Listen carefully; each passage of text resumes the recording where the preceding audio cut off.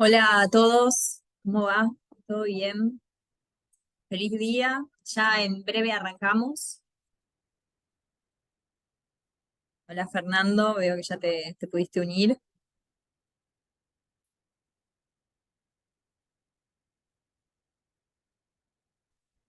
Hola, buenas tardes. ¿Cómo estás? Feliz día. ¿Todo bien? Muchas gracias. Igualmente, feliz día. Bueno, chicos, me presento. Yo soy Trini de Nueva Abogacía. Bueno, estamos acá. Primero que nada, de nuevo, feliz día del abogado a todos y a todas. Bueno, estamos con otro ciclo de capacitación sobre restricción de la capacidad y curatela con el doctor Fernando Ferro, que tuvo la amabilidad de estar acá con nosotros en el día de hoy. Así que, bueno, esta charla va a estar siendo grabada. En unos días se va a subir a nuestro canal de YouTube. Cualquier otra capacitación, si no pudieron asistir o quieren repasar los temas, la pueden ver en nuestro canal. Y si quieren solicitar el certificado de asistencia, ahora voy a estar dejando en la cajita de mensajes la dirección de correo para que nos envíen su nombre completo, DNI, y bueno, así les enviamos en estos días los certificados. Bueno, sin más, Fernando, te dejo si querés arrancar la charla. Bueno, bárbaro. Muchas gracias, Trini. Eh, Muy buenas tardes a todos. Feliz día. Feliz día a todos los colegas. Es un placer estar acá. Le agradezco mucho al espacio que me dan. Y bueno, esperemos que sea de utilidad esta charla que vamos a tener sobre el proceso de determinación de la capacidad. Voy a compartir pantalla. La forma en que lo pensé para hacer, feliz día a todos, em, es hacer una primera presentación y luego abrimos a preguntas. Si tienen alguna duda, algún cuestionamiento, algún asunto que quieran traer, con gusto, en la medida de nuestras posibilidades, vamos a poder conversarlo.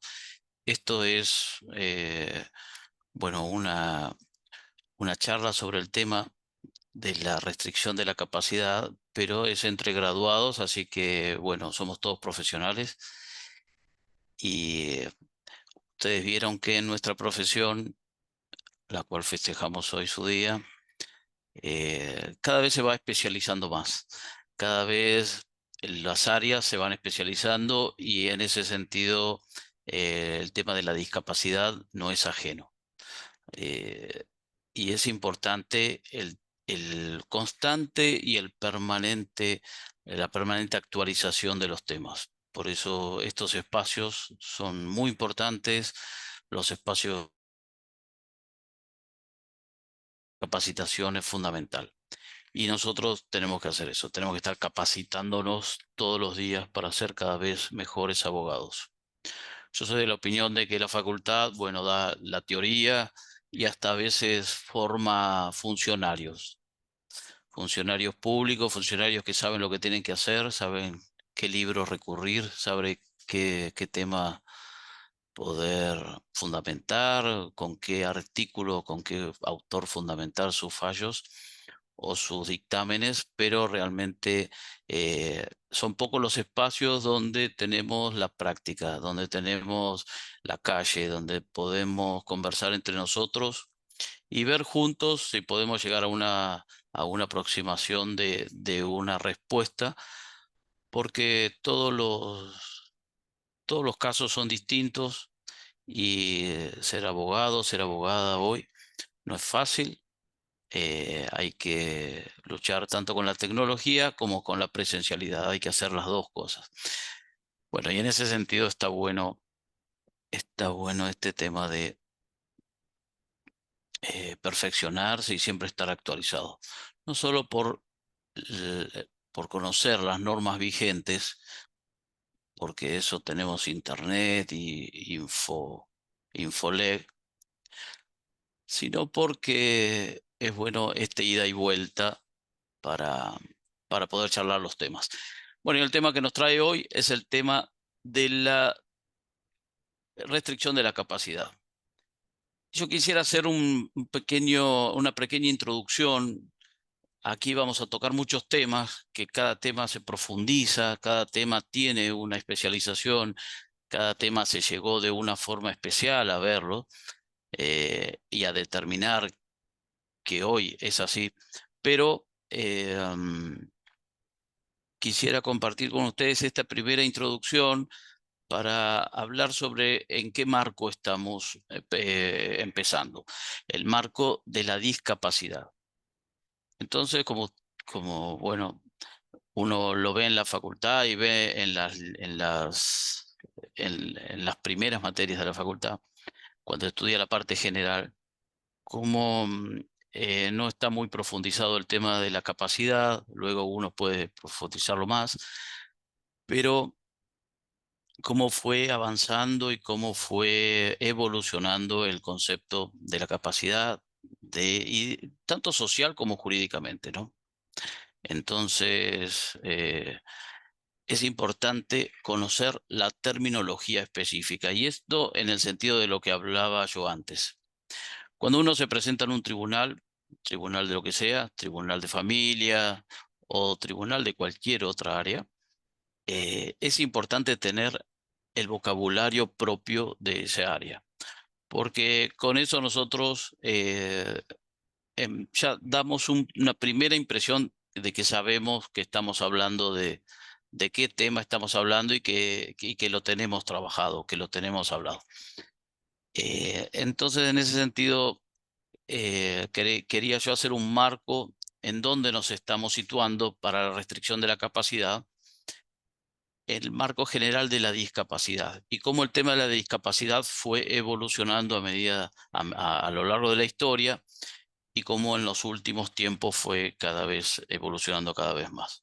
Ustedes saben que, como decíamos, las denominaciones fueron cambiando, pero no solo por el hecho de que sean de una forma llamado o de otra o que suene bonito, sino que implica algo, implica denominar a las personas de alguna forma o al objeto al objeto de nuestro conocimiento de una forma es algo estudiado y algo que corresponde. Entonces no es solo por una moda o por llamámosle ahora en términos científicos, un paradigma, sino que se entiende que debe ser así llamado. Y como está todo en evolución, puede ser que esto cambie el día de mañana, que se agreguen nuevos elementos, que la concepción social evolucione también y entonces se encuentra una nueva forma de denominar al concepto este de la discapacidad, sin que eso implique que lo anterior esté mal. Pero históricamente la discapacidad fue tratada eh, a partir de un modelo tradicional en la antigüedad, donde las personas con discapacidad estaban vistas como algo distinto de la sociedad, como algo raro, como también según la historia que uno lea, algunos se deshacían de esas personas, época de Esparta, época de Roma. Luego con el cristianismo fue empezando a haber una concepción más de incluir a las personas, de considerar a todo el mundo. Y en esta época tradicional la persona con discapacidad fue un sujeto de asistencia. Es decir, había que tratarlo, había que estar con ella o había que separarlo. A los locos existía el barco de los locos, donde se los cargaba y se los mandaba hacia alta mar para deshacerse de la ciudad de los locos. Luego este sistema fue evolucionando y en el siglo XX y el siglo XIX también empezó un modelo médico, el modelo médico de rehabilitación. El modelo médico de la rehabilitación lo que hace es tratar a la persona con discapacidad como que tiene una enfermedad. Y esa enfermedad hay que curarla para que esta persona pueda insertarse en la sociedad. Bueno, y ahí tenemos todos los tratamientos, hasta muy invasivos, como por ejemplo el electroshock, o esos tratamientos que vemos en las películas, pero que no fueron hace tanto, no fueron hace tanto. Y la evolución, para hacerlo corto, fue avanzando hasta llegar a un modelo social. El modelo social donde se tiende al respeto de la persona humana, al respeto de los derechos humanos, al respeto de la autonomía de la persona, y se empieza a tratar a la persona con discapacidad como un sujeto de derecho, como un sujeto de derecho. Entonces, eso luego lo vamos a tratar cuando veamos también una concepción, cómo se trataba antes en el código y cómo se está tratando actualmente. En esa evolución histórica, también evolucionó la forma de ser nombrado la discapacidad. Las personas con discapacidad, y en este caso nos vamos a centrar en las personas con discapacidad mental o intelectual, eran denominados de distintas formas.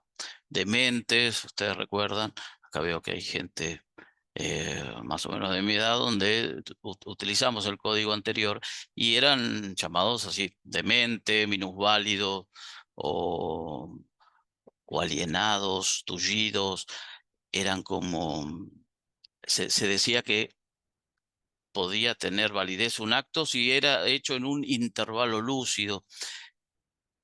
Todas esas denominaciones hasta ofensivas, llegado el momento, no solo jurídicas, sino también sociales, porque hay veces que nosotros hasta con buena voluntad queremos llamar a las personas con discapacidad como personas con necesidades especiales, o a veces le decimos personas con capacidades especiales, haciendo una diferenciación o una comparación de lo que sería normal, de lo que sería la situación que está viviendo esa persona. Pero bueno, no vamos a entrar en ese tema, que es un tema más sociológico, un tema más de concepto de la sociedad.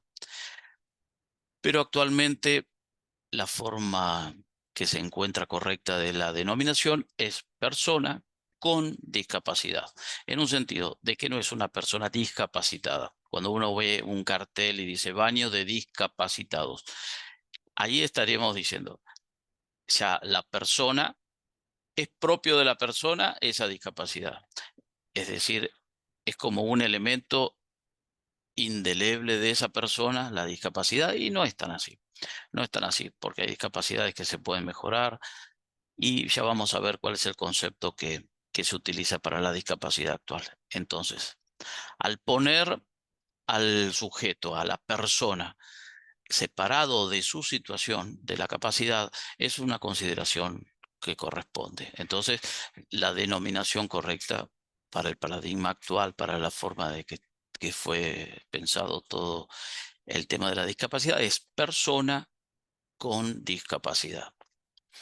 Y otra de las características que yo quería hablar con ustedes, estimados colegas, es que la discapacidad es transversal a todas las áreas del derecho. Podemos ser especialistas en penal y puede venirnos un caso de discapacidad. Podemos ser especialistas en comercial, en sociedades y tener un socio que le dio una ACV y qué hacemos en ese momento, o un empleado si tenemos en la parte laboral eh, con un accidente, qué pasó con la discapacidad, cómo entra. Entonces, es algo que tras, es así, transversal en todas las ramas del derecho. Entonces es un área que está muy desarrollada últimamente. Y en esta charla, nos vamos a centrar concretamente en la discapacidad mental e intelectual. Cuando decimos discapacidad mental, nos referimos a aquellos trastornos mentales, aquellas enfermedades psíquicas, esquizofrenia, psicosis. Y cuando decimos discapacidad intelectual, nos referimos a las dificultades cognitivas en el aprendizaje, el poder discernir el acto, pero no en una enfermedad. A ver, voy a bajar esto. Ahí está. Y entonces llegamos al, al concepto de discapacidad que dice la Convención de las Personas con Discapacidad, que dice que la discapacidad es un concepto que evoluciona y que resulta de la interacción entre las personas con deficiencias y las barreras debidas a la actitud y al entorno que evitan su participación plena y efectiva en la sociedad en igualdad de condiciones con las demás. Es decir, la discapacidad tiene dos elementos. Un elemento objetivo, que son personas con deficiencias, es decir, tampoco podemos negar la realidad. Tampoco se puede negar que si a alguien le falta un brazo, le falta un brazo. Si a alguien le falta un ojo, le falta un ojo. Si tiene un problema mental, lo tiene y lo puede manejar. Pero esa persona con deficiencia, ese elemento objetivo, la deficiencia, se enfrenta a barreras. Barreras son obstáculos, son, es algo que le impide desarrollarse plenamente en la sociedad, plena y efectivamente. Y pueden ser no solamente cosas físicas, el entorno, sino actitudes también. Es decir, esta definición que da la convención es bastante amplia. ¿Qué podría ser esta barrera? Y bueno, una persona en silla de ruedas que llega a un edificio, supongan, y el ascensor no entra a la silla de ruedas. Ahí ya tenemos una barrera, tenemos un obstáculo. Entonces la persona no puede ejercer su participación plena y efectiva en la sociedad. Y lo que sea, un cordón de la vereda que no tiene rampa y la persona quiere dirigirse a ese lugar, a ese comercio, la persona que tiene movilidad propia lo hace y aquel que va en silla de ruedas se encuentra con una barrera, con un impedimento. Y en ese sentido también va avanzando la convención al decir en el artículo 1 que las personas con discapacidad incluyen a aquellos que tengan deficiencias físicas, mentales, intelectuales o sensoriales. A largo plazo, que al interactuar con esas distintas barreras pueden impedir su participación plena y efectiva en la sociedad en igualdad de condiciones con las demás. Entonces, estamos hablando de una deficiencia física con barreras que se presentan, pero estas deficiencias físicas a largo plazo. Es decir, no es algo circunstancial eh, ni algo que es momentáneo. Y entonces podemos decir que la discapacidad tenemos esos dos elementos. La interacción entre la deficiencia y la barrera. La deficiencia que trae la persona o que la persona carga en ese momento y la barrera que se le presenta. Otra de las características que también quería nombrar dentro del área de la discapacidad, y que esto ya es más moderno y mucho más evolucionado y todos los ordenamientos jurídicos mundiales lo van incorporando, es la interdisciplinariedad.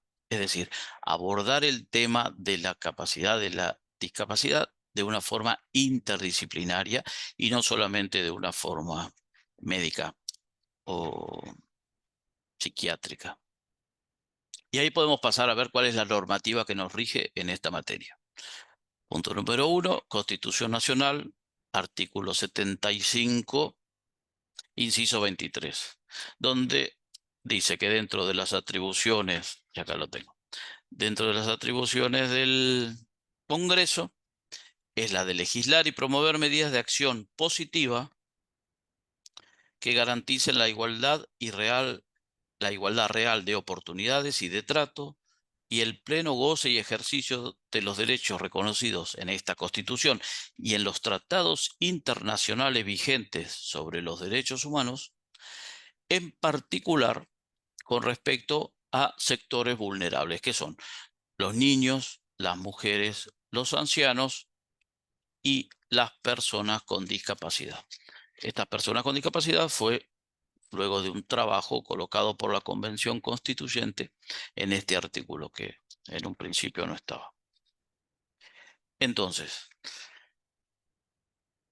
por este artículo 75 tiene rango constitucional las medidas que el Congreso debe legislar y promover. ¿Y qué pasa con la Convención sobre los Derechos de las Personas con Discapacidad, que fue trabajada en el 2006 y que es sancionada, que es emitida por la Asamblea en el 2007, en enero creo. Por la Ley 26.378, la Convención de los Derechos de las Personas con Discapacidad es ratificada por la República Argentina y en virtud del artículo 75, inciso 22 de la Constitución Nacional, se le otorga rango constitucional. Es decir, la Convención sobre los Derechos de las Personas con Discapacidad es como nuestra norma guía en este sentido. Y es una norma superior a todas las demás normas. Es una norma que enmarca todas las normas. Esta convención tiene un comité que hace observaciones generales y que, bueno, son recomendaciones, pero que tiene vinculación con la legislación vigente y que ustedes cuando hacen planteos en temas de discapacidad se tienen que basar en esta convención. Y luego vienen las leyes históricas, porque tenía un profesor que decía que si bien la convención eh, trajo todo el tema de la discapacidad como en un compendio, todo junto, ya en la Argentina existían muchas leyes que hablaban sobre la discapacidad y que contemplaban sus necesidades. No es tanto cambio de paradigma como se quiere plantear, pero bueno, todo aporta y todo es útil al momento de fundamentar nuestras peticiones. En el 1981 estaba el sistema de protección integral de las personas discapacitadas, fíjense la terminología, acá la llamaba personas discapacitadas. La ley 24.901, que es de cobertura integral, que no fue derogada en todo, que, que todavía está vigente. La ley 25.504, que se refiere al CUD, que el CUD es el certificado único de discapacidad. Este certificado único de discapacidad es como la puerta de entrada a los beneficios, a las prestaciones de la cobertura integral para personas con discapacidad.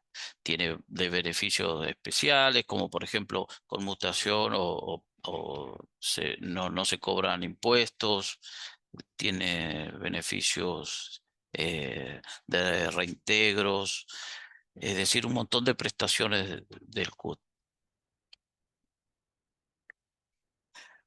Bueno, la ley 26.657 de salud mental, que es previa a la reforma constitucional, a la reforma del Código Civil y Comercial del 2015, pero que se mantiene también, no fue derogada.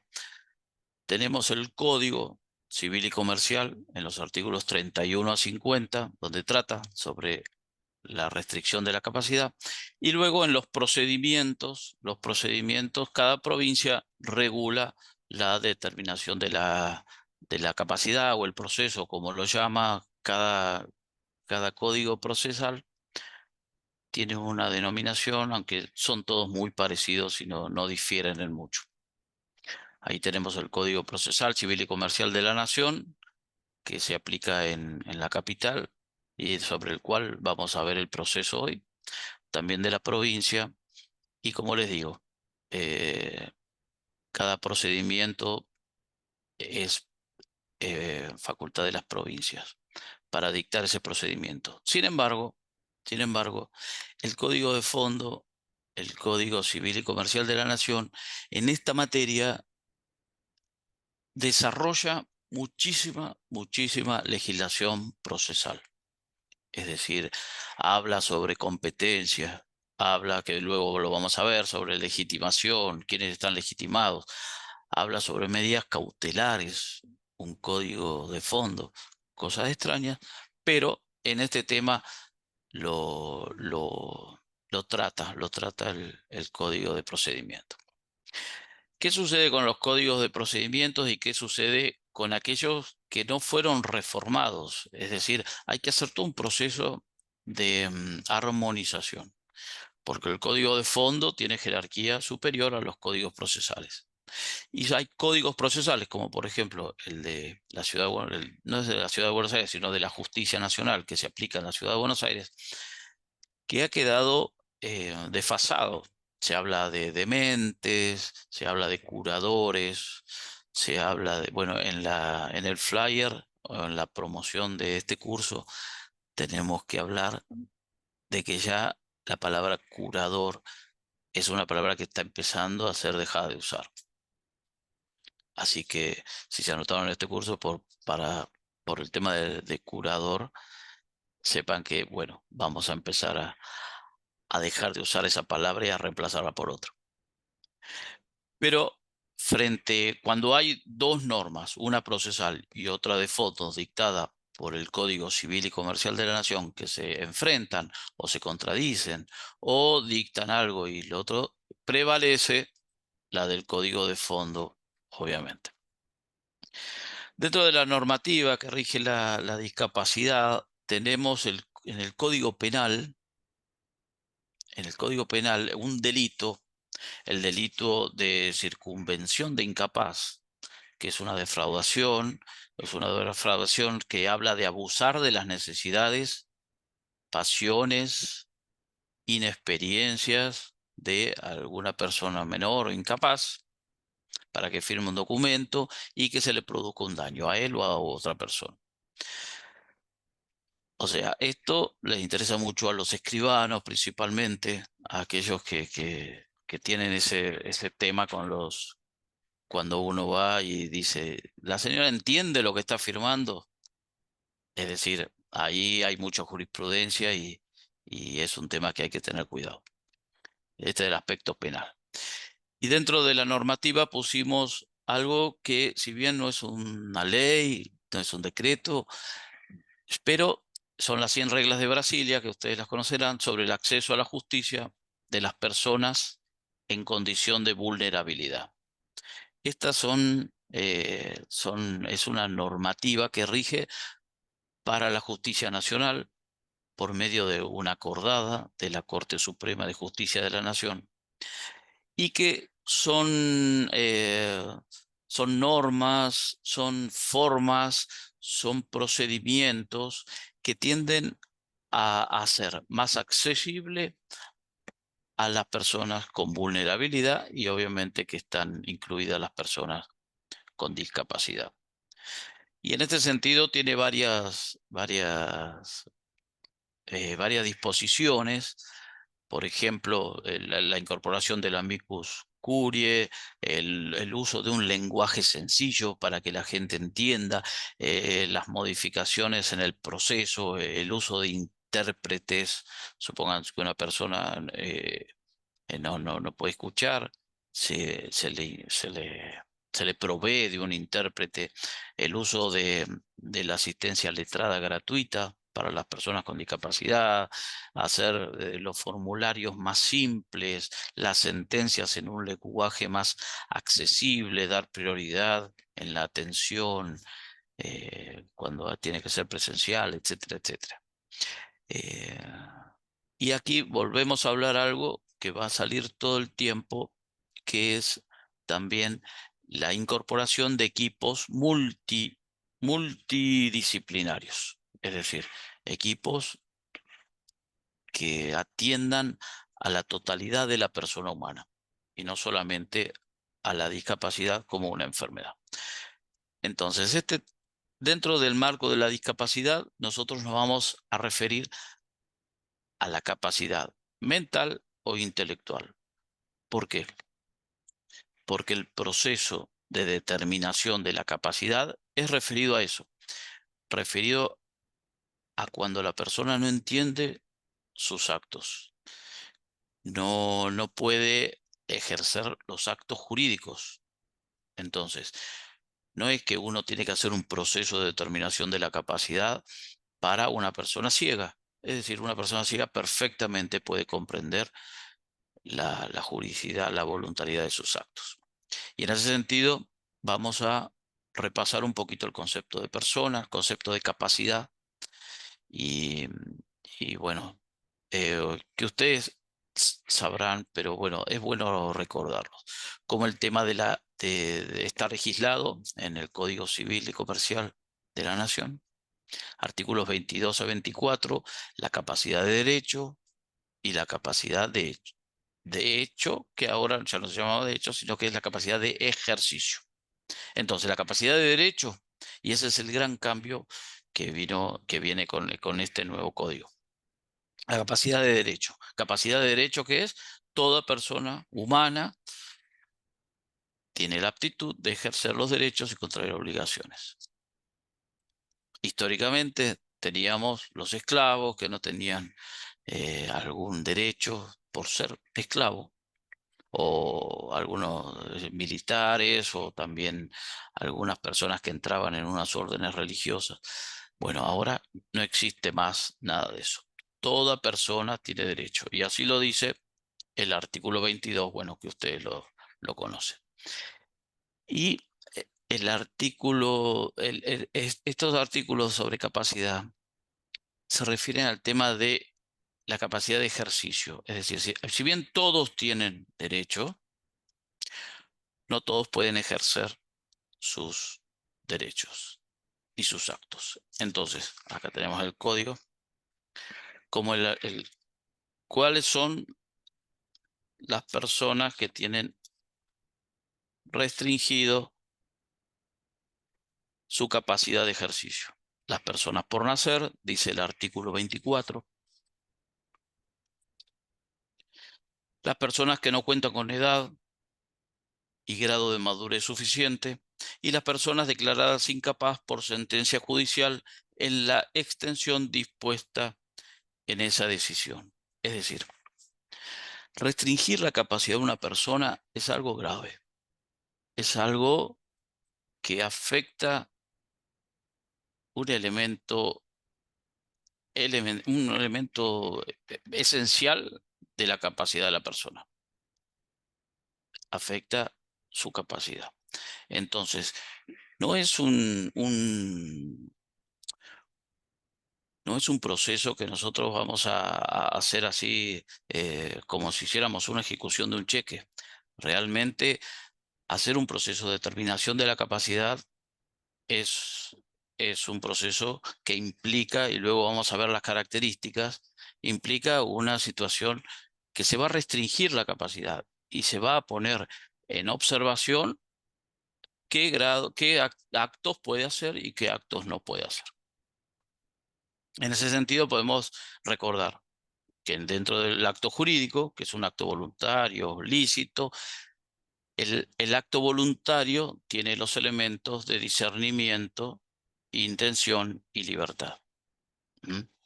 Entonces, aquí vamos a ver si la persona discierne, si la persona entiende cuáles son las consecuencias de sus actos. Y en este sentido, la evolución del código de Vélez, el código actual,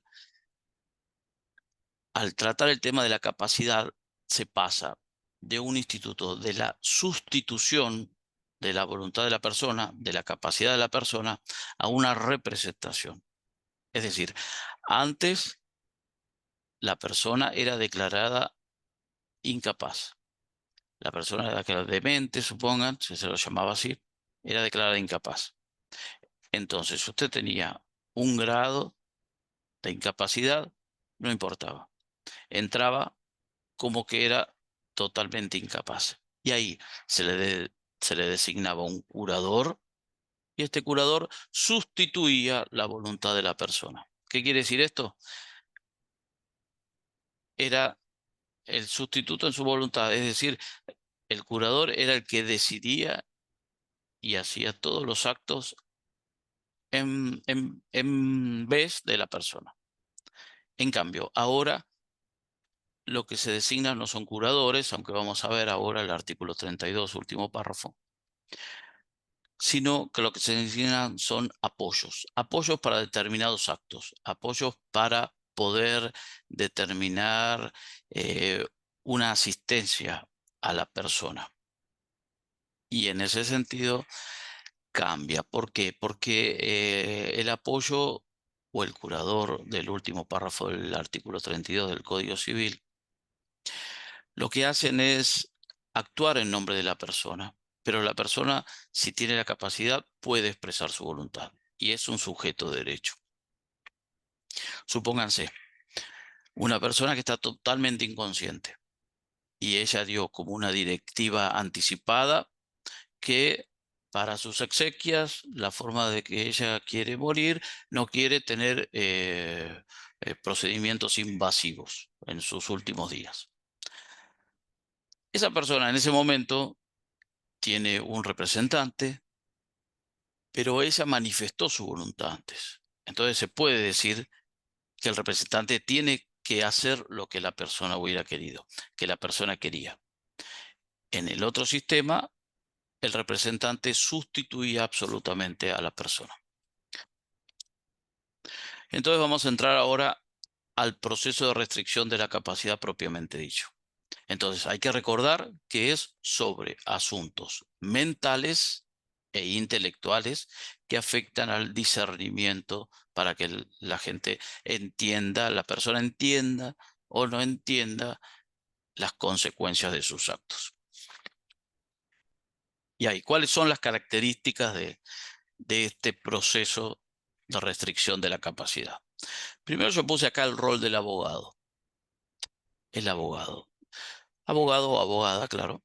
El rol es muy importante porque la persona que llega hasta nuestro estudio, la persona que nos viene a consultar por este asunto, es una persona muy desgastada.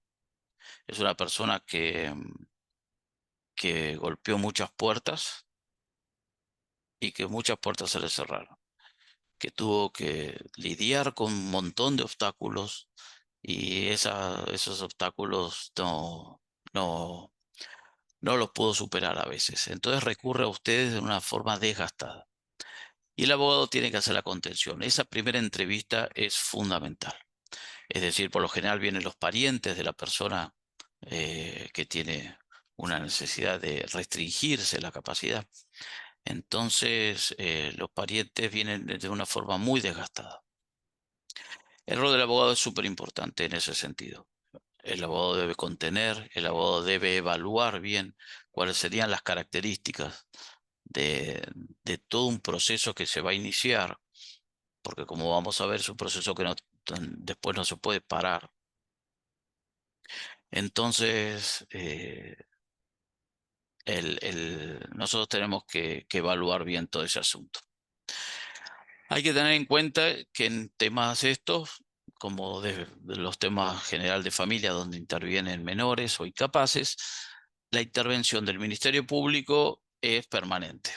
Entonces vamos a tener siempre la revisión del órgano oficial, del Ministerio Público, del defensor de menores e incapaces durante todo el proceso.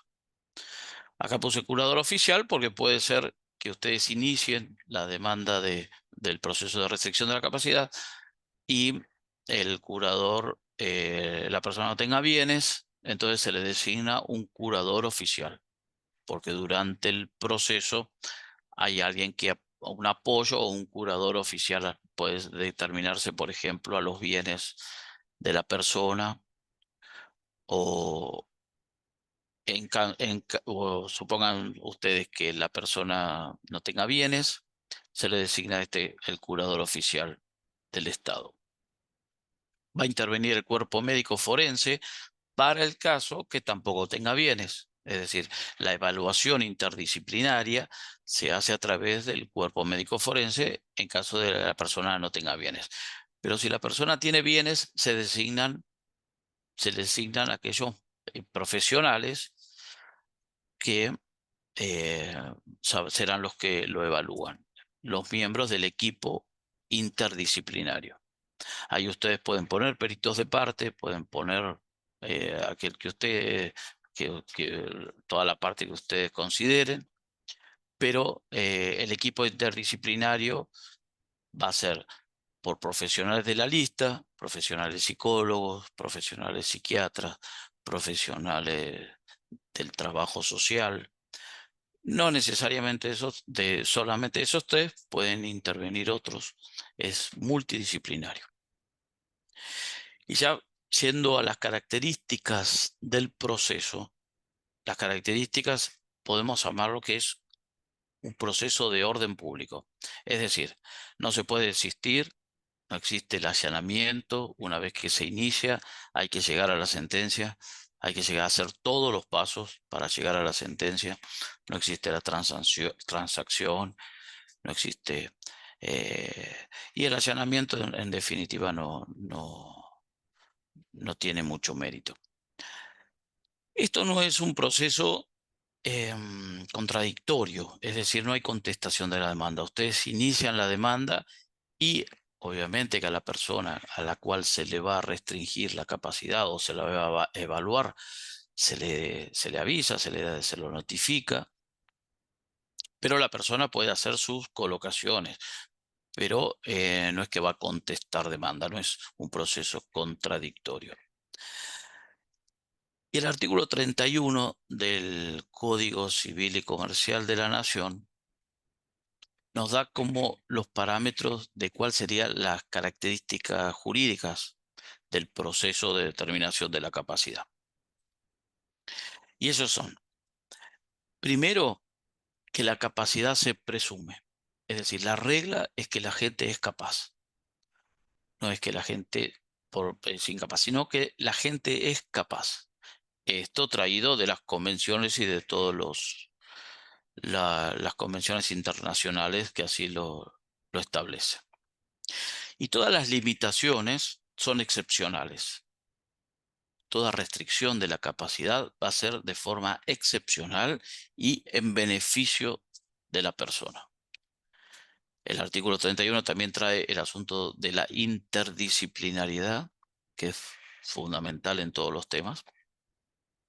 La persona debe ser informada y tiene derecho a una asistencia letrada, la persona a la cual se le va a restringir la capacidad. Y bueno, y toda acción terapéutica debe ser en beneficio de la persona y debe ser lo más restringido posible. Lo más restringido posible. Bien, entonces vamos a ver quiénes son los legitimados para iniciar el proceso de determinación de la capacidad. O sea, a ustedes les viene una persona y ustedes van a tener que iniciar un proceso de determinación de la capacidad. ¿Para qué? Para designar a alguien que actúe en nombre de ella. ¿En qué casos puede ser? Puede ser que sea en casos de alguna deficiencia mental, que la gente tenga bienes y tenga que ir al banco, tenga que hacer algún trámite, tenga que hacer algún acto jurídico y necesita que alguien lo asista. Pero yo he tenido casos de gente que ha pasado 30 años y la madre se ha hecho cargo del hijo y, y nunca ha hecho un proceso de determinación de la capacidad. En ese sentido podemos decir eh, que es un trámite que para la gente, y bueno, como corren los tiempos, puede ser costoso, porque luego al que se le determina la capacidad tiene que correr con todos los gastos, los que se produzca si es que tiene bienes. Es un trámite largo, es un trámite donde hay mucha invasión del equipo interdisciplinario. Si no es necesario, hay gente que no hace este proceso de determinación. Ahora, llega el caso que tiene que actuar en un juicio, suponga, porque la persona es demandada o tiene que hacer un movimiento bancario, o tiene que hacer un asunto donde necesita su firma. Ahí alguien tiene que actuar en nombre de ella. Y en este sentido vemos quiénes son los legitimados. Ahí tenemos el artículo 33, donde los legitimados son el propio interesado. El propio interesado puede iniciar su proceso de determinación de su propia capacidad. También en este caso lo puede hacer por apoderado. El cónyuge o el conviviente no separados de hecho, es decir, que todavía estén juntos. Los parientes hasta el cuarto grado, los consanguíneos hasta el segundo grado, los afines, y el Ministerio Público. Esos son los legitimados. Se fueron desplazados del código anterior, fueron desplazados el cónsul, que estaba antes como legitimado, y también el código anterior hablaba de cualquier vecino del pueblo que se viera perjudicado, etcétera, etcétera. Pero ahora, ¿qué pasa? En caso de que haya alguna necesidad de cualquier persona de iniciar este proceso, puede ir y denunciarlo al Ministerio Público. El Ministerio Público va a evaluar y en su caso va, va a iniciar el proceso de determinación de la capacidad. Entonces ven acá cómo el Código de Fondo, el Código Civil y Comercial de la Nación, se mete y legisla en temas procesales, porque habla de los legitimados y ahora nos habla en el artículo 36 de la competencia. Es decir, hasta nos dice cuál es el juez competente para, para entender en estos asuntos de la determinación de la capacidad, que es el juez del domicilio de la persona o del lugar donde está internado. Y aquí, si bien esto es claro en un principio, se puede complicar, ya que estos procesos, como lo veremos luego, eh, llevan a lo largo del tiempo, hasta después de la sentencia, llevan una revisión. Y entonces, supongan que la persona se muda o que la persona cambia su domicilio o que supongan en esos casos, ¿cuál es el juez que debe actuar? ¿El juez que dictó la sentencia y que hace 30 años lleva el asunto o el actual juez de donde vive la persona? Bueno, fue discutido. En un principio la Corte habló de la perpetuum jurisdictionis, donde el juez que inició continúa siempre, pero ahora la jurisprudencia está avanzando en privilegiar la inmediación, es decir, el lugar donde se encuentra actualmente la persona, la inmediación para una mejor tutela. Esto en el tema de competencia. Discúlpeme si voy un poco rápido, pero quisiera dar todos los temas para luego abrir a preguntas. Una vez que usted inicia la demanda, entonces va a llegar la persona y ahí le dice, bueno, ¿cuál es el problema? ¿Qué es lo que tiene? Lo primero que le va a pedir es el CUT, el Certificado Único de Discapacidad, que es fundamental, es fundamental. Y ahí le pide 2 certificados médicos. 2 certificados médicos, así lo pide el Código de Procedimiento Nacional, el Código de Procedimiento para la Justicia Nacional que se aplica acá en la Ciudad de Buenos Aires. Pero la ley no dice que sean 2 certificados médicos. Puede ser 2 certificados de profesionales. Entonces, suponga, usted puede traer uno del psiquiatra, que por lo general es el psiquiatra que los está tratando, y de un psicólogo, de una trabajadora social, etcétera. Es decir, con 2 certificados puede iniciar la demanda. El CUT, la demanda y toda la prueba que usted quiera juntar, pueda juntar. Hay amplitud total de pruebas.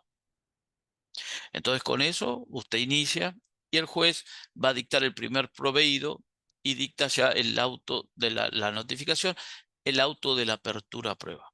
El auto de la apertura a prueba, ¿qué dice? El auto de la apertura a prueba lo que establece son medidas cautelares. Lo primero que hacen es decretar la inhibición general de bienes, obviamente.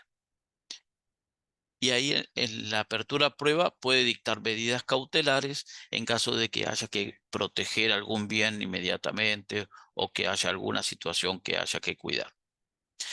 En ese auto de apertura a prueba también se designa un curador provisorio, es decir, la persona a la cual se le va a restringir y se le inicia este proceso, tiene que tener asistencia letrada, tiene que tener un defensor técnico, que es el que le va a asistir en toda la parte legal, que puede ser propio, o si no lo pone la persona, se le pone un defensor de la lista o un defensor oficial.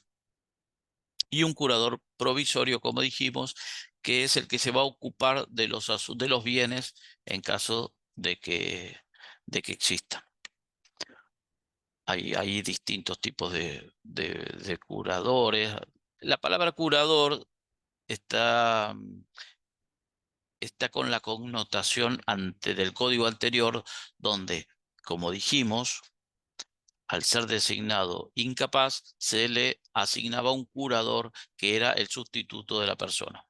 En este sentido, la palabra curador todavía se mantiene, pero no tiene el significado que tenía antes. Es un sentido de apoyo, un sentido de atender algún asunto, porque puede ser, por ejemplo, un curador o un apoyo ad bona.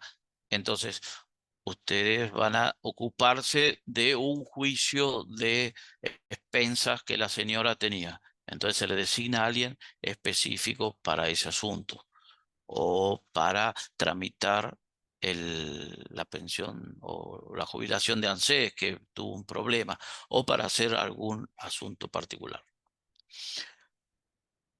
Bueno, la bona sería para un bien. Este del juicio para del cobro de expensas que le estoy hablando sería ad litem para ser más preciso. Y bueno, en este auto de apertura a prueba también se designa el defensor, como dijimos, y se, se llama a los integrantes, se sortean los integrantes del equipo interdisciplinario que serán los que van a evaluar a la causante. Bien, y ahí se da la evaluación interdisciplinaria, artículo 37 del Código Civil y Comercial de la Nación, donde la evaluación interdisciplinaria se produce por lo general en conjunto, pero también se puede hacer por separado. Eh, lo están haciendo por Zoom, aunque parezca raro. La evaluación psiquiátrica se hace por Zoom con la intervención del psicólogo. Por lo general, los trabajadores sociales van a la casa, ya hacen una evaluación más presencial, pero se ha llegado a hacer todas por Zoom, absolutamente todas por Zoom. Esta evaluación, que ahora lo estamos hablando de una forma rápida, pero esto lleva meses y meses para llegar a una evaluación interdisciplinaria y más si está eh, por los cuerpos médicos forenses, si está atendida por ellos, puede llevar un año por lo menos. Y esta evaluación interdisciplinaria, bueno, se da el dictamen, se emite el dictamen, se presenta, se da traslado a las partes, a todas las partes, y ahí ustedes la pueden impugnar o la pueden observar y luego se pasa al siguiente paso, que es la entrevista personal. El Código Civil y Comercial de la Nación establece en el artículo 35 que el juez debe tomar conocimiento personal del causante. También hay veces que no se le dice causante, es decir, todo el la terminología es complicada. Entonces, eh, luego de que todas las pericias han concluido, las observaciones han sido respondidas, se llama una entrevista personal. La entrevista personal a esta persona que tiene que estar presente, tiene que estar el defensor, el Ministerio Público y el defensor técnico de la persona designado por ella o puesto por el gobierno. Y así, luego de luego de esta entrevista, se llega a la sentencia. Artículos 37, 38. Y la sentencia tiene unas características especiales, pero la principal es que la sentencia en estos temas no hace cosa juzgada. Es decir, la sentencia no es que tiene una culminación tajante en ese momento. La sentencia, perdón, tiene que tener el diagnóstico para evaluar qué es lo que sucede. Se basa absolutamente en el informe interdisciplinario. Debe tener un pronóstico. Debe decir la sentencia en la época en que se empezó a manifestar por un tema de validez de los actos jurídicos anteriores.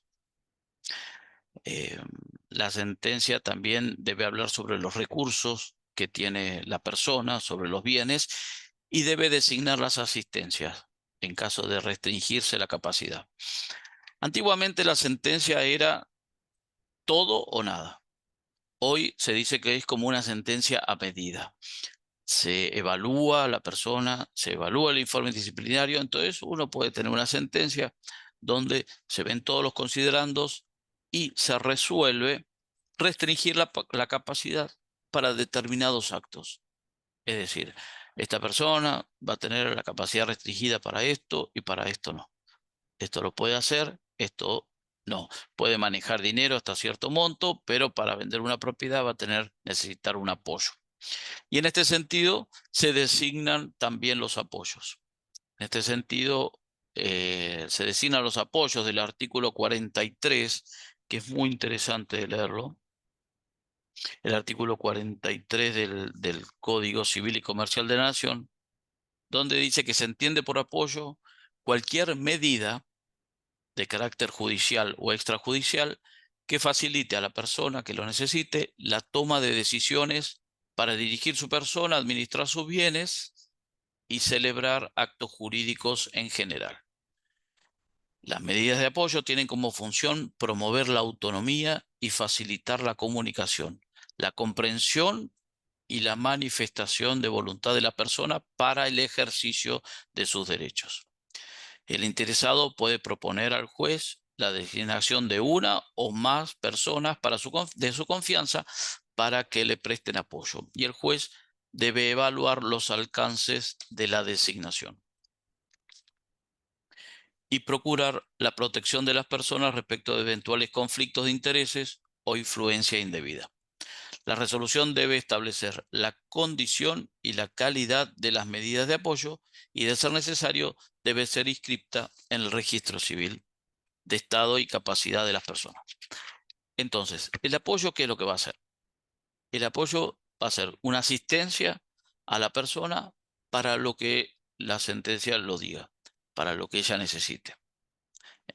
Eh, Esa es la función del apoyo. Y en virtud de los convenios internacionales, el apoyo no tiene absolutamente ningún control, sino que también existen las salvaguardias, como está aquí escrito. ¿Qué son las salvaguardas? Bueno, el apoyo tiene el control del Ministerio Público, supongan. Es decir, se designa a tal persona como apoyo, y la salvaguardia sería rendir cuentas todos los años frente al Ministerio Público o cada vez que él lo decida. Entonces es un control sobre los apoyos. No es que son absolutamente libres de hacer lo que les parece. Yo no estoy viendo a la gente porque estoy compartiendo. Si alguien tiene una pregunta o algo, bueno, Sí, buenas tardes. buenas tardes, perdón. En un momento a mí se Bien. me cortó y no Así. sé si habló de los pródigos. Los pródigos todavía lo iba a hablar al final cuando hablábamos Ah, de la bueno, inhabilitación, pero sí. eh, Entonces ya lo podemos ir conversando ni bien terminemos. también, gracias. Al contrario. Entonces, luego de la sentencia, en capital y en otros ordenamientos procesales no se pide. Aquí hay una elevación en consulta a la Cámara, que es una elevación que no es la apelación, sino que la Cámara revisa todo el procedimiento. Eh, y la revisión de la sentencia. Como dijimos, esta sentencia no hace cosa juzgada, sino que no estoy mirando los chats. Bueno, después levantan la mano y preguntan. Como dijimos, no hace cosa juzgada, sino que debe ser revisada. Debe ser revisada a instancias de la persona, y, si no, cada 3 años debe ser revisada la sentencia con un nuevo informe interdisciplinario. Mabel, Sí, sí, buenas tardes. buenas tardes. No, con relación, conozco a una persona que ya tiene 42 años, es una mujer, ¿no? que es discapacitada mental, intelectual. Pero nunca le hicieron la restricción de capacidad o de determinación de capacidad. Ella está viviendo con el padre, tiene 80 años. Ahora, ¿ella puede viajar con el padre en avión o a cualquier lugar o tiene que tener esta restricción de capacidad? No, para desplazarse no tiene ningún impedimento. Para viajar en avión tampoco. No, no, no. Es decir, va acompañado del padre. ¿Por qué? Porque la restricción de la capacidad es para realizar actos jurídicos que impliquen adquisición, modificación, extinción de algún derecho o de alguna obligación. Entonces el desplazamiento no, con la compañía del padre puede ir. Es decir, que no, es decir, en el aéreo no le pueden exigir que no tiene hecho la restricción de la determinación de capacidad. No le deberían exigir nunca, tal cual. Ah, bueno, gracias, ¿eh? De nada. Aramburu, Silvana. ¿Qué tal? Buena. Yo había hecho una consulta escrita media larga. En el Perdón, caso de no la las leí. restricción, ¿no? Bueno, no, por eso la hago ahora en forma oral por lo que usted nos permitió. En la restricción puntual de disposición de los bienes, ¿no es cierto? Y tiene el apoyo de la asistencia, en este caso, es de la progenitora. Para disponer los bienes, que justo en un caso puntual, eh, está declarado, o sea, la restricción, la abogada que intervino no hizo la inscripción en el registro y tampoco hizo, porque ya pasaron más de 3 años, la revisión. Fallece el papá y se hizo la declaratoria de herederos y está el inmueble para disponer. O sea, acá yo encuentro que hay me consultan la parte que quiere comprar, para mí hay varias irregularidades, pero para subsanarla, se pide, más allá de la inscripción y la revisión, habría que hacer, digo yo, ¿no? Pregunto, habría que pedir una autorización también judicial para la venta, porque específicamente es una persona esquizofrénica y tiene la restricción de disponer sus bienes o dinero. Esa es mi pregunta. Sí, entiendo. ¿Qué se haría en este caso? Y la persona que es el apoyo de ella tiene la designación, la aceptación, y ella, ¿qué dice? Que firmaría en nombre de ella. Sí, todo fuera de término. Arrancó como usted bien. La designación de apoyo está aceptada. O sea, arrancaron el expediente, quedó en el camino. Después de varios años hace la aceptación, que yo supongo que debe haber sido acaso de la venta del inmueble por el fallecimiento, porque en realidad de un inmueble X que termina heredando por el fallecimiento del papá. Entonces, la señora en este caso acepta la designación o el apoyo. Y bueno, queda, en realidad la abogada no lo termina no lo inscripto en el registro. O sea, no está registrado en el registro de las personas la restricción. Y desde la primera sentencia, vamos a decir, de la restricción, pasaron más de los 3 años, que en teoría dice, por lo que yo leí, a los 3 años tiene que haber una revisión y si no se presume que sigue con la restricción, ¿no es cierto? Sí. Con la misma. Pero para subsanar eso, para poder hacer la escritura, que eso es, que está comprometido porque firmó un boleto, comprometiéndose a hacer la escritura, pero el que tiene la capacidad restringida para mí no está en condiciones de firmar una escritura, por Y más es que el tenga heredero. apoyo, porque no tiene Claro. regulado todo lo otro. Y es heredero, sí, sí, sí. Claro. Está para declarado seguridad, también heredero. Para Hay seguridad dos de su expedientes, de la cliente, de... claro, de la Sí, sucesión y de la restricción de la capacidad. Yo para seguridad de su cliente pediría sí, una autorización judicial. Es decir, usted se presenta como bien. partícipe Es de lo que dije ese yo, acto pero jurídico. claro. Sí, más Ujú. que nada, en principio, el apoyo, si tiene facultades para disponer y para... Igual para disponer va a tener que tener la autorización judicial, ¿eh? Siempre. Claro, porque precisamente la restricción es esa. Entonces el apoyo, porque yo me leí un montón de cosas y que habla de que también el apoyo no quiere decir que no pueda, eh, que tienen que ir a firmar los dos. Eso es lo que yo interpreté. Tanto el apoyo, o sea, como acompañar, lo acompaña. Entonces digo que tiene que acompañar al que No tiene la hace falta que restricción, vayan a firman los firmar los dos. O sea, dos, no. pero debe haber una autorización judicial. Yo iría al juzgado donde tramitó la restricción de capacidad, pondría en conocimiento al juez y pediría autorización judicial. Y bueno, el que el juez, es decir, para usted estar tranquila Claro, y su cliente también, que el juez se exprese diciendo, el apoyo tiene facultades suficientes para hacer la operación. bien, claro. Porque no solamente está en juego el que compra, sino el escribano que interviene, que tampoco quiere, Claro, porque está en el claro. aire. Entonces O si no va a estaría firmando, escriturar, estaría vendiendo a alguien con una capacidad restringida que dice específicamente disposición de sus bienes.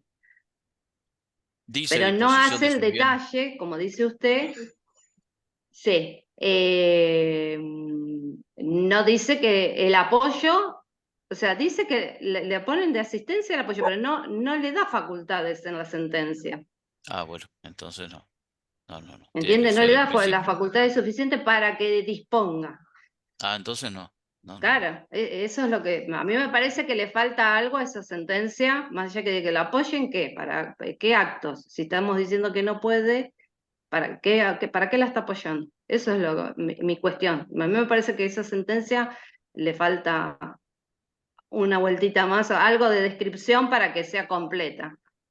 Pero bueno, en realidad podría, no, hay que ver bien la sentencia cuál es, pero en principio, si tiene facultades de representación de la persona, si dice con facultades de representación, podría firmar. Pero usted, para estar tranquila, no le cuesta nada hacer un escrito, presentarse en el expediente si es en la misma jurisdicción, y bueno, y si no es en la misma jurisdicción, lo puede hacer. Y, y ahí usted protege los intereses de su cliente.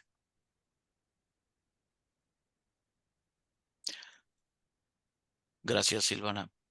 Romina, Hola, profesor, buenas tardes. buenas tardes. Soy una novela abogada, así que tengo varias dudas al respecto, porque además tengo a mi hijo con discapacidad, tiene 20 años, es una discapacidad intelectual, nunca le tramité la pensión, sí tiene CUD, pero en su momento averigüé por la pensión y me dijeron que por ser menor de edad y por el sueldo que yo tenía, no le correspondía porque yo trabajaba en blanco y en relación de dependencia. Entonces no se la tramité. Otras personas me dijeron que no era tan así, que quizás la podía pelear, pero en su momento no se la tramité, pero ahora estoy decidida a tramitársela. El tema es que durante la carrera trabajamos con algunos casos de personas con discapacidad que venían cobrando pensión y llegada la mayoría de edad les exigían la determinación de la capacidad jurídica para poder continuar percibiendo la pensión. Entonces, tengo profes que decían que estaba mal, que no debería ser una condición esa exigencia, pero bueno, no sé si era la ANDIS o la ANSES, les exigían ese requisito para seguir pagándoles la pensión. El tema es que yo no sé si hacerle o no hacerle la determinación de capacidad jurídica, porque algunos profes consideraban que esto terminaba restringiendo aún más muchas veces derechos de estas personas con discapacidad. por ejemplo, no sé, necesitaban de un apoyo para ir a cobrar cuando en realidad por ahí eran autoválidos para poder hacerlo. Entonces estoy entre que le tramito la determinación de capacidad jurídica, no se la tramito, temo que me la pidan ahora cuando le tramite la pensión, que estoy iniciando los trámites recién. Bien, Romina, ¿y usted ya fue a iniciar, ya tuvo la primera entrevista en ANSES por este No, tema? aún No. no la tuve porque Bueno, fui a porque pedir, no sabía cómo era el trámite y fui a pedir el certificado médico oficial, el formulario para que me completen y me dijeron que estaban sin sistema. Así que hasta que no me impriman eso y lo lleve al centro de discapacidad, no puedo iniciar. No tuve la primera entrevista todavía. y porque en ANSES le van a pedir el designación del curador y la aceptación. Ah, Siempre sí o piden sí eso. lo van a Sí, pedir. lo van a pedir. Van a pedir a quién es o si no, y van a solicitar en ANSES que inicie el proceso de determinación para que se le designe un apoyo y que aunque este apoyo sea provisorio porque todavía esté en trámite, que tenga facultades específicas para tramitar el asunto previsional. Ah, bueno, tendré que Sí, no, hacerlo entonces. lamentablemente ANSES es muy, es decir, Ah, es difícil y se va a poner en una discusión que es difícil de avanzar. está bien, es Cada condición turno de sine qua non. ANSES. Y para ANSES sí. Y para ANSES le va a pedir curador, que ya curador no existe más. Le va a decir, ¿quién es el curador? Que venga el curador con la designación y con la aceptación del cargo. Y Ah, bueno, es decir que, lamentablemente, y antes de iniciar la pensión, ¿debería entonces iniciar el trámite de determinación de capacidad jurídica o no? yo diría que primero vaya a ANSES. Bueno, Sí, sí, bueno, sí. Primero haga el trámite en ANSES, plantéelo, porque puede ser vio que en la medida que se pueda evitar este juicio es mejor, porque si sí. no tiene una discapacidad muy severa, es un juicio muy engorroso y largo y afecta la capacidad y afecta mucho a la persona. Entonces, se puede iniciar, pero yo diría que primero váyanse a ver qué le dicen ahí. Si se lo piden sí o sí, y bueno, va a tener que iniciarlo O no sacarle la pensión y quedarse como está. también, también, Las dos formas. también. Bueno, y última preguntita. Hoy habló Sí. de 2 certificados médicos. ¿Tienen que ser de lugares oficiales, de hospitales públicos, por No, no, ejemplo? no, ¿O no, pueden ser? no, Ah, de médicos perfecto, matriculados que pueden ser privados. Sí, sí, perfecto. Muchas gracias, doctor. Gracias. de nada, un gusto. Igualmente. Bueno, entonces seguimos que luego de la elevación acá en la capital, hablamos de la revisión, que se revisa cada 3 años, de la inscripción, como dijimos, como han preguntado, la inscripción de la, de la sentencia se hace, hasta a veces se inscribe el apoyo en el registro civil, en el acta de nacimiento, hay como una anotación marginal. Y bueno, y entonces, ¿qué sucede una vez dictada la sentencia y anotada con los actos previos o los actos posteriores a la sentencia? Los actos posteriores a la sentencia que sean hechos por la persona a la cual se le restringió la capacidad son nulos, es decir, son absolutamente nulos. Y los actos previos, por el artículo, los 45, los actos previos tienen que tener algunas condiciones, es decir, que la enfermedad mental sea ostensible, que quien contrató con él era de mala fe, que sea a título gratuito y que se haya realizado un perjuicio. Entonces, los actos posteriores son observables también.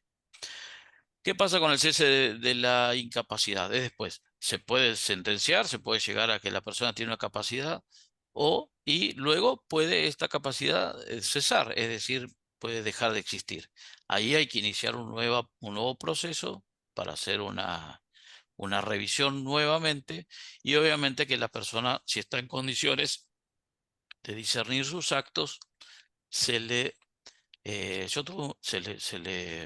se le sentencia que ya no tiene ningún tipo de restricción a su capacidad.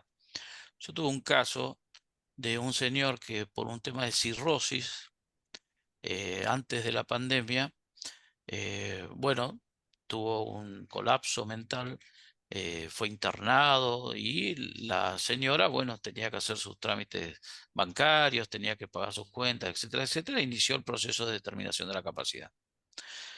Nos agarró la pandemia de por medio, cuerpo médico forense, todo muy extenso. El hombre internado luego salió a su casa, le dieron el alta de la internación psiquiátrica, fue tratado de su tema hepático y el hombre recuperó perfectamente su capacidad, su discernimiento, entendía todo bien. Cuando llegamos a la entrevista del artículo 35 con la jueza, acá en Capital, bueno, se expresó perfectamente el defensor de menores, el defensor de incapaces, que era el doctor Atilio Álvarez, también vio que estaba todo perfecto, el informe interdisciplinario daba que había recuperado su capacidad plenamente, entonces se desestimó y ahí se desestimó la denuncia. Esto no llegó a sentencia, digamos, restrictiva de la capacidad. Pero también puede suceder que en el momento de la revisión la incapacidad cese. Y con respecto a la inhabilitación, que lo trata en los artículos 48 a 50, acá se refiere solamente y específicamente a los pródigos, es decir, aquellos que comprometen el patrimonio por excesivos gastos, el patrimonio del cónyuge, de los hijos menores o con los hijos con discapacidad. Entonces tienen el mismo tratamiento que las personas, las personas con proceso de capacidad.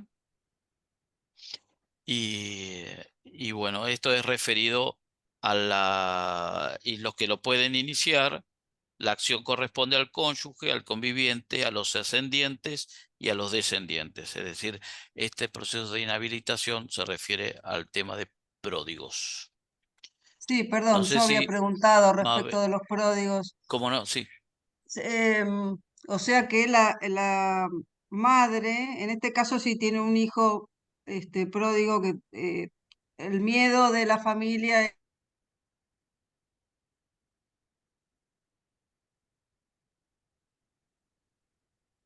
perdón, se cortó, me parece.